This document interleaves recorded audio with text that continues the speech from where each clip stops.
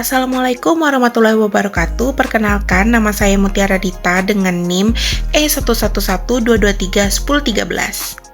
Pada kesempatan kali ini, saya akan menjelaskan terkait penjelasan saya mengenai konten kehidupan modern Tiongkok sebagai propaganda politik digital dalam mata kuliah Komunikasi Internasional dengan dosen pengampu Ibu Uli Nuzulian, SIP, MSI.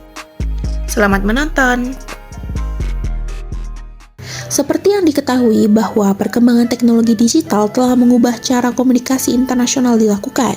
Media sosial saat ini tidak hanya digunakan sebagai sarana hiburan dan komunikasi, tetapi juga menjadi alat untuk membentuk opini publik global.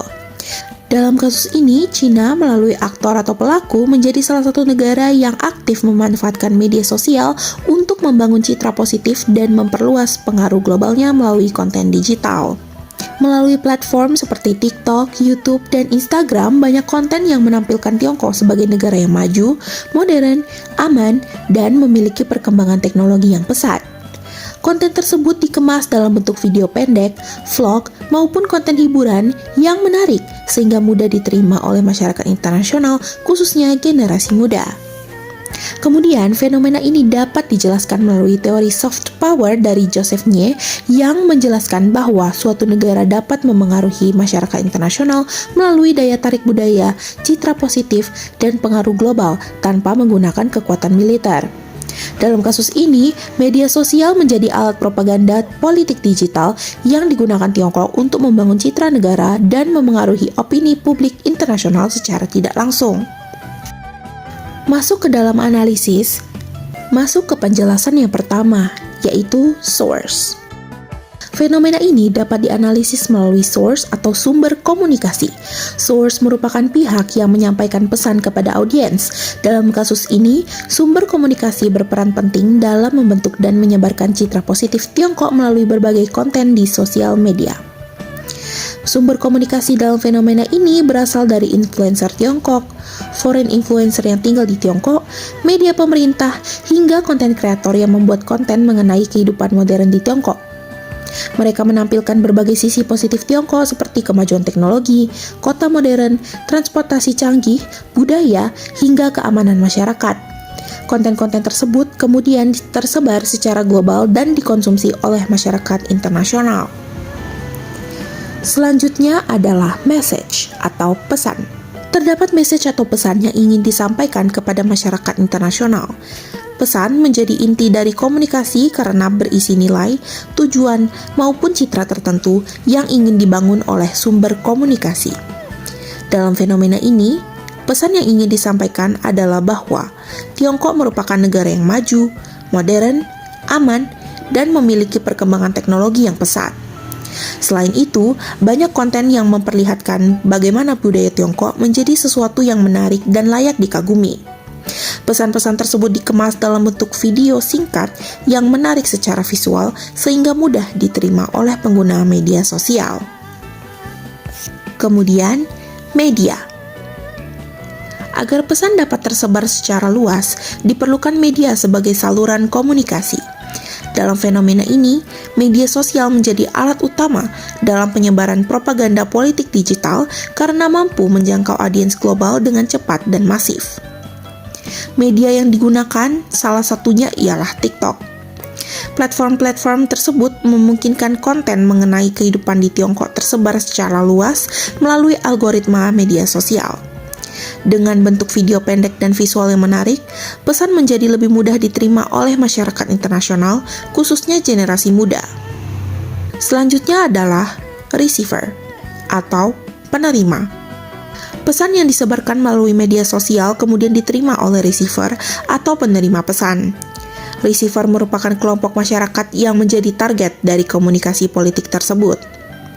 Penerima pesan dalam fenomena ini adalah masyarakat internasional, terutama generasi muda, hingga pengguna aktif media sosial. Kelompok ini menjadi target utama karena mereka mengonsumsi konten digital setiap hari dan cenderung mudah terpengaruh oleh informasi visual maupun tren media sosial. Melalui konten yang terus muncul di media sosial, masyarakat internasional secara perlahan membentuk pandangan tertentu terhadap Tiongkok. Terakhir, efek.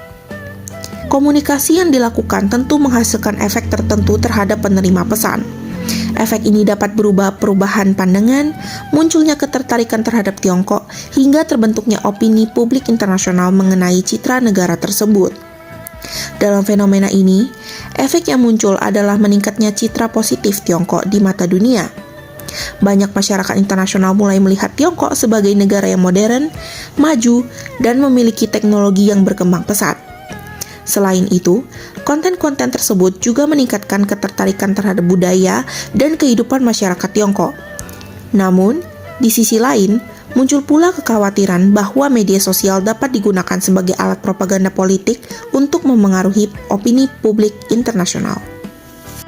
Kemudian, analisis melalui teori soft power yang dikemukakan oleh Joseph Nye pada tahun 1990.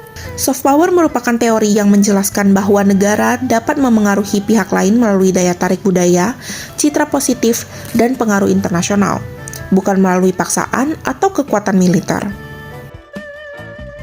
Adapun 3 indikator yang dicetuskan melalui teori ini, yakni culture, political values, dan international influence.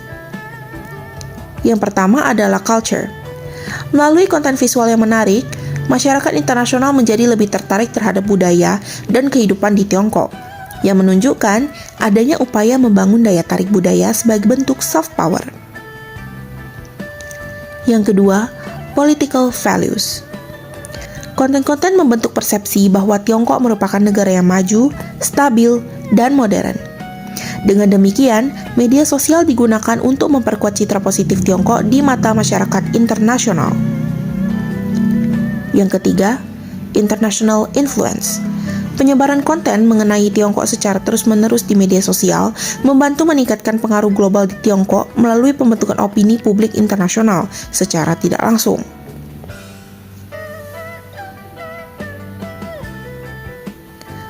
Kemudian, kesimpulannya. Berdasarkan fenomena yang dianalisis, media sosial menjadi alat penting dalam propaganda politik modern dan komunikasi internasional. Melalui konten mengenai budaya, teknologi, dan kehidupan modern di Cina, media sosial digunakan untuk membentuk citra positif Tiongkok di mata masyarakat internasional. Fenomena ini kemudian dapat dijelaskan melalui teori soft power dari Joseph Nye pada tahun 1990 yang menjelaskan bahwa suatu negara dapat memengaruhi pihak lain melalui daya tarik budaya, citra positif, dan pengaruh internasional tanpa menggunakan kekuatan militer. Yang mana dalam kasus ini, Tiongkok memanfaatkan media sosial untuk memperkuat pengaruh dan citra negaranya secara global. Dengan demikian, propaganda politik di era digital tidak hanya dilakukan melalui media resmi pemerintah, tetapi juga melalui konten media sosial yang mampu membentuk opini publik internasional secara luas dan cepat. Terakhir, berikut merupakan daftar pustaka ataupun sumber-sumber yang saya gunakan dari jurnal, website, maupun buku. Sekian dari saya, terima kasih. Wassalamualaikum warahmatullahi wabarakatuh.